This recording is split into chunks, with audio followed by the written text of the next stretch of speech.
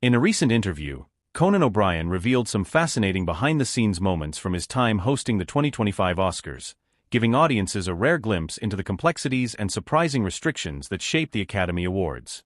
Known for his quick wit and unfiltered sense of humor, O'Brien had been hired to bring a fresh perspective to the ceremony, which has often been criticized for its predictability and lack of innovation in recent years. However, even with his wealth of experience in comedy and live television, O'Brien found himself taken aback by some of the rules governing the Oscars, particularly one that he described as mind-blowing. One of the most shocking revelations was about the restrictions placed on the content of the show. For example, O'Brien shared that there were strict guidelines about what could and couldn't be joked about, even if they were well within the realm of public discourse.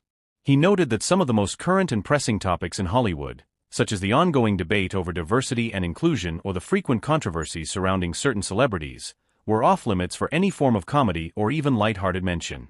These unwritten codes were largely driven by the Academy's desire to avoid backlash or potential public relations disasters, but O'Brien found the censorship limiting to his creative process. Despite these constraints, O'Brien was still able to prepare a set of cutting-edge jokes and moments that he believed would have revitalized the audience's experience.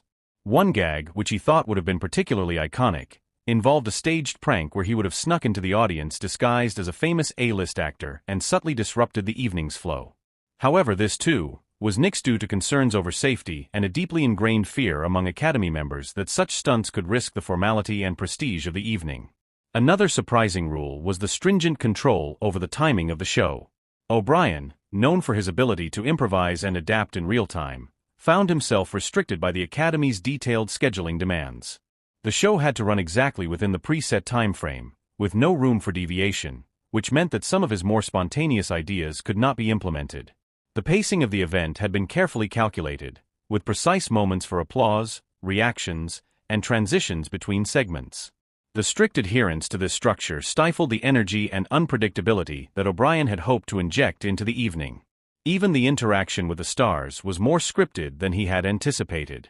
While O'Brien is known for his ability to roast celebrities in a lighthearted and self-deprecating way, he learned quickly that many of the biggest names in Hollywood had their own teams of public relations professionals who monitored and approved everything that was said about them. For instance, jokes about certain actors or directors had to be vetted in advance, and even playful remarks could be subject to approval or rejection. This was another example of how the Academy was carefully curating the experience, trying to balance humor with a need to maintain an image of decorum and professionalism. Additionally, O'Brien learned that there were limitations when it came to the Oscars' musical performances. While the Academy was open to musical numbers and live performances, certain genres and styles of music were considered too edgy for the audience, which was largely seen as more conservative in its tastes. Ideas for a satirical genre-bending musical number that would have poked fun at the year's nominees were rejected, simply because the producers feared it would alienate the audience or upset key sponsors. Despite these frustrations, O'Brien praised the Academy for its commitment to maintaining the prestige and tradition of the Oscars. In his interview, he reflected on how deeply ingrained these traditions were in the fabric of the ceremony and how difficult it was to deviate from them. He acknowledged that many of the constraints he encountered were born out of a desire to protect the ceremony's brand and ensure that it appealed to a wide range of viewers, from casual moviegoers to die-hard film enthusiasts. However, this adherence to tradition did present its own set of challenges. O'Brien found himself trying to navigate the balance between maintaining the reverence of the event and offering something fresh and fun for a modern audience. O'Brien also shared how much he had appreciated the meticulous planning and teamwork that went into organizing the Oscars. It was clear that every aspect of the evening, from the stage design to the timing of the speeches, had been carefully thought out. There were a surprising number of rehearsals, each designed to ensure that every segment of the show ran smoothly. The Academy was incredibly focused on making sure everything went off without a hitch, even though, in O'Brien's words, the last thing anyone wanted was for me to actually be funny. In the end, O'Brien's time at the helm of the 2025 Oscars was a combination of unexpected challenges and creative compromises. While some of his bolder ideas had to be scrapped due to the Academy's rules, he also acknowledged that the experience had pushed him to rethink the role of humor in such a high-profile event. In many ways, the Oscars had become less about entertainment and more about carefully curated moments that aligned with Hollywood's image of perfection and sophistication.